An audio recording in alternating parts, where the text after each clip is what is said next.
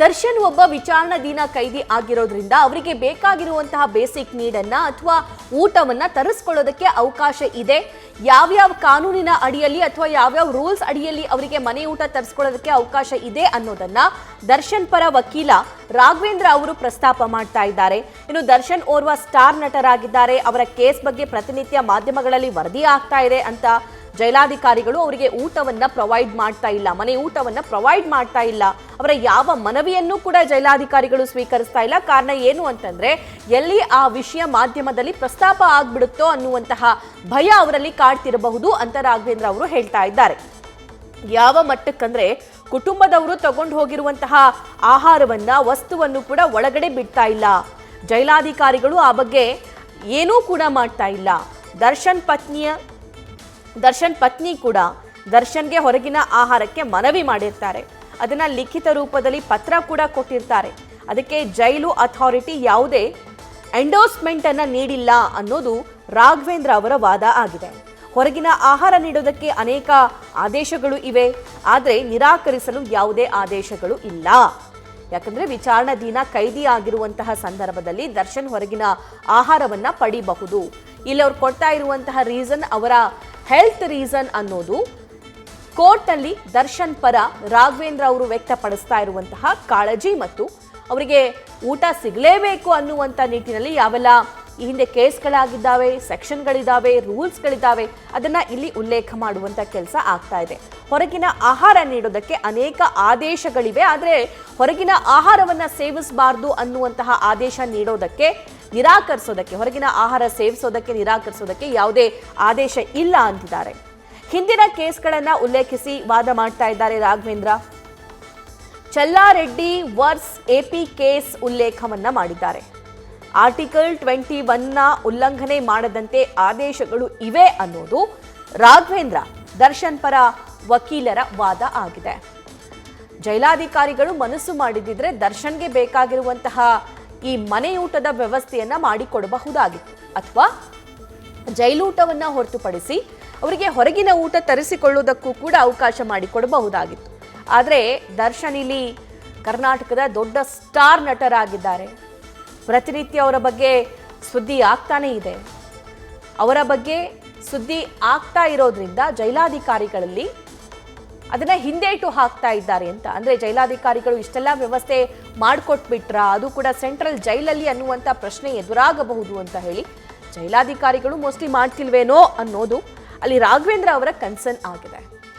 ಎಷ್ಟರ ಮಟ್ಟಿಗೆ ಜೈಲಾಧಿಕಾರಿಗಳು ಸ್ಟ್ರಿಕ್ಟ್ ಆಗಿ ನಡ್ಕೊಳ್ತಿದ್ದಾರೆ ದರ್ಶನ್ ಅವರ ಬಗ್ಗೆ ಅಂತಂದ್ರೆ, ದರ್ಶನ್ ಪತ್ನಿ ವಿಜಯಲಕ್ಷ್ಮಿ ಅವರು ಆಹಾರ ತಗೊಂಡು ಹೋದಂತಹ ಸಂದರ್ಭ ಅಥವಾ ಹೊರಗಡೆ ತರಿಸ್ಕೊಂಡು ಆಹಾರವನ್ನ ತಗೊಂಡು ಹೋದಂತಹ ಸಂದರ್ಭನೂ ಕೂಡ ಆ ಆಹಾರವನ್ನ, ಆ ಎಲ್ಲ ವಸ್ತುಗಳನ್ನ ಜೈಲಿನ ಒಳಗಡೆ ಬಿಡ್ತಾ ಇಲ್ಲ ಅನ್ನುವಂತಹ ಅಭಿಪ್ರಾಯವನ್ನ ಇಲ್ಲಿ ರಾಘವೇಂದ್ರ ಅವರು ವ್ಯಕ್ತಪಡಿಸ್ತಾ ಇದ್ದಾರೆ. ಹಿಂದಿನ ಕೇಸ್ಗಳನ್ನ ಉಲ್ಲಂಘಿಸಿ ರಾಘವೇಂದ್ರ ಅವರು ವಾದ ಮಾಡ್ತಾ ಇದ್ದಾರೆ. ಚಲ್ಲಾರೆಡ್ಡಿ ವರ್ಸ್ ಎಪಿ ಕೇಸ್ ಅನ್ನ ಇಲ್ಲಿ ಉಲ್ಲೇಖ ಮಾಡಲಾಗಿದೆ.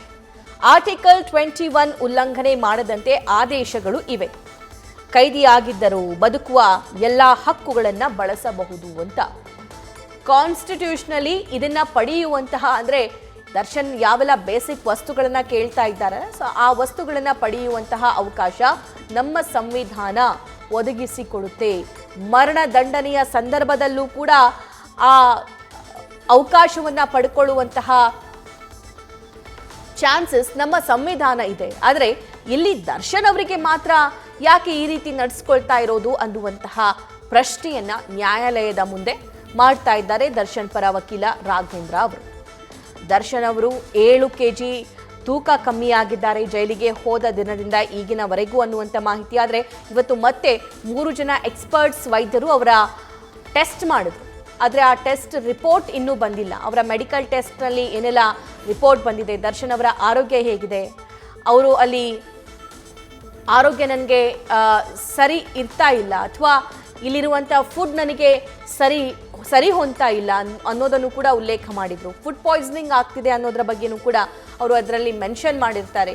ನಿಜವಾಗ್ಲೂ ದರ್ಶನ್ ಅವರಿಗೆ ಫುಡ್ ಪಾಯ್ಸನ್ ಆಗ್ತಾ ಇದೆಯಾ ಅಥವಾ ಇಲ್ವಾ ಅನ್ನುವಂತಹ ಮಾಹಿತಿ ಕಲೆ ಹಾಕೋ ಕೆಲಸ, ಸತ್ಯಾಸತ್ಯತೆಯ ರಿಪೋರ್ಟ್ ಬೇಕು ಅಂತ ಹೇಳಿ ಬೆಳಗ್ಗೆ ಜಡ್ಜ್ ಅಲ್ಲಿ ವಕೀಲರಿಗೆ ಕೇಳಿದರು. ಅದನ್ನು ಮೋಸ್ಟ್ಲಿ ಇಷ್ಟೊತ್ತಿಗಾಗಲೇ ಅದನ್ನು ಸಬ್ಮಿಟ್ ಕೂಡ ಕೋರ್ಟಿಗೆ ಮಾಡಿರ್ತಾರೆ. ಆದರೆ ಇಲ್ಲಿ ಯಾವೆಲ್ಲ ಅಂಶಗಳನ್ನು ಕನ್ಸಿಡರ್ ಮಾಡ್ತಾರೆ ಅನ್ನೋದರ ಬಗ್ಗೆ ಸಾಕಷ್ಟು ಕುತೂಹಲ ಇದೆ. ಪರಪ್ಪನ ಅಗ್ರಹಾರ ಜೈಲು ಸೇರಿ ದರ್ಶನ್ 1 ತಿಂಗಳು ಕಳೀತಾ ಬಂತು. ಬೇಲ್ ಕೂಡ ಹಾಕಿಲ್ಲ.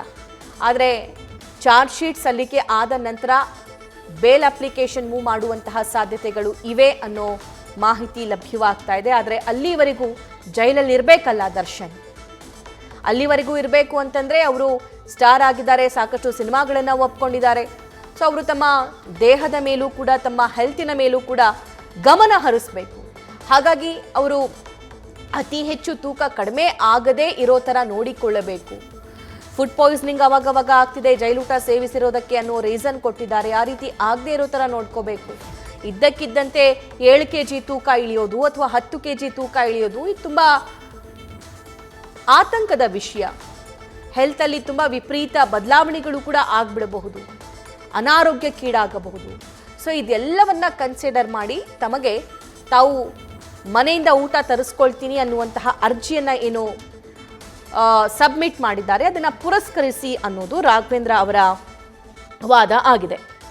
ಇನ್ನು ಹೊರಗಿನ ಆಹಾರ ನೀಡಲು ಅನೇಕ ಆದೇಶಗಳು ಇವೆ, ಆದರೆ ಅದನ್ನು ನಿರಾಕರಿಸೋದಕ್ಕೆ ಯಾವುದೇ ಆದೇಶಗಳು ಇಲ್ಲ ಅಂತ ದರ್ಶನ್ ಪರ ವಕೀಲರು ಹೇಳ್ತಾ ಇರೋದು.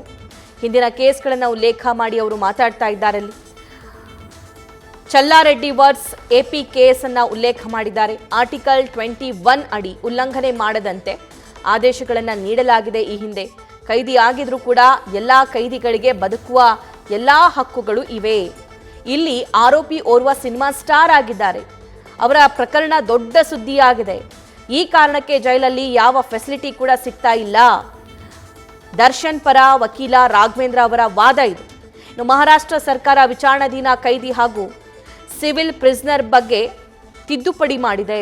ಅದರ ಪ್ರಕಾರ ಹೊರಗಡೆ ಫುಡ್ ಪಡೆಯೋದಕ್ಕೆ ಈ ವಿಚಾರಣಾಧೀನ ಕೈದಿಗಳಿಗೆ ಅವಕಾಶ ಇದೆ ಅಂತ ದರ್ಶನ್ ಪರ ವಕೀಲ ರಾಘವೇಂದ್ರ ಅವರು ವಾದ ಮಾಡ್ತಾ ಇದ್ದಾರೆ. ದರ್ಶನ್ ಅವರು ಪರಪ್ಪನ ಅಗ್ರಹಾರ ಜೈಲು ಸೇರಿ 1 ತಿಂಗಳಿಗೂ ಅಧಿಕ ಸಮಯ ಆಯಿತು. ಅವರ ಜೊತೆ ರೇಣುಕಾಸ್ವಾಮಿ ಕೊಲೆ ಪ್ರಕರಣದಲ್ಲಿ ಭಾಗಿಯಾಗಿದ್ದಂತಹ ಆ ಗ್ಯಾಂಗ್ ಕೂಡ ಇದೆ, ಬೇರೆ ಬೇರೆ ಸದಸ್ಯರು ಕೂಡ ಇದ್ದಾರೆ. ಆದರೆ ದರ್ಶನ್ಗೆ ಮನೆ ಊಟ ತರಿಸ್ಕೊಳ್ಳೋದಕ್ಕೆ ಇಲ್ಲಿ ಅವಕಾಶವನ್ನು ಮಾಡಿಕೊಡ್ತಾ ಇಲ್ಲ. ದರ್ಶನ್ ಒಬ್ಬ ದೊಡ್ಡ ಸ್ಟಾರ್. ದರ್ಶನ್ ಬಗ್ಗೆ ಏನೇ ಸುದ್ದಿ ಆದರೂ ಕೂಡ ಅದು ಮಾಧ್ಯಮದಲ್ಲಿ ಪ್ರಸಾರ ಆಗುತ್ತೆ.